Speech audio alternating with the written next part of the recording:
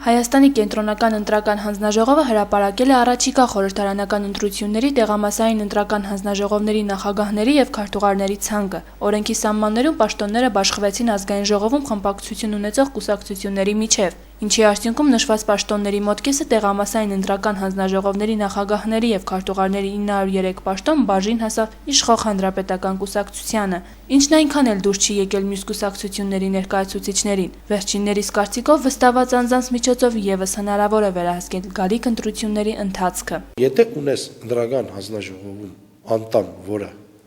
անկաշառ է, որը նվիրված է, որը մտածում է մեր իր գործի մասին, եթե չկա այդ հանձնաժողովի անդամը, ոչինչ, վստահված անձը կարող է դա անի։ Իսկ Հայ ազգային կոնգրեսի ներկայացուցիչ Մուրադ Գրիգորյանը կարծում է, որ օրենքի այս կետը վերանայման կարիք ունի, քանի որ դրա անկատարությունը հանրապետական կուսակցությանը մենաշնորհ է տալիս, ու այն բացի ընտրության արդյունքների վրա անդրադառնալուց կարող է ավելի լուրջ հետևանքներ ունենալ։ Պարզ է, որ արդեն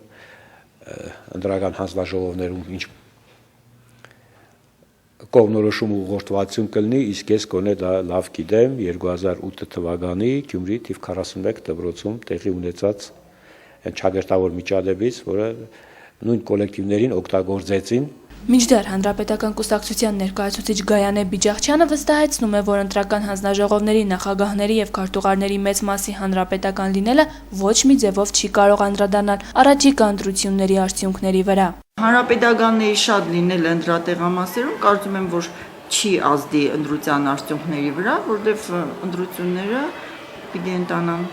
թափանցիկ, աշտար եւ մենք պիտի նպաստենք դրան, որ այդպես լինի, կապ չունի մենք որ կուսակցությունից ենք։ Իսկ ընդդիմադիր կուսակցությունների անդամների դժգոհությունները վերաբերում են նրան, որ օրենքով սահմանված կարգով այն քաղաքական ուժերը, որոնք ներկայացված չեն գործող խորհրդարանում, զրկվում են նշված հանձնաժողովներում նախագահի ու քարտուղարի պաշտոն ունենալուց, ինչով էլ ըստ վերոհիշյալ կուսակցությունների ներկայացուցիչների ևս մեկ անգամ անհավասար պայմաններ են ստեղծվում ընտրություններին մասնակցող քաղաքական ուժերի համար։ Էմապալյան, Սամվել Վարդանյան, Գալա Նյուս։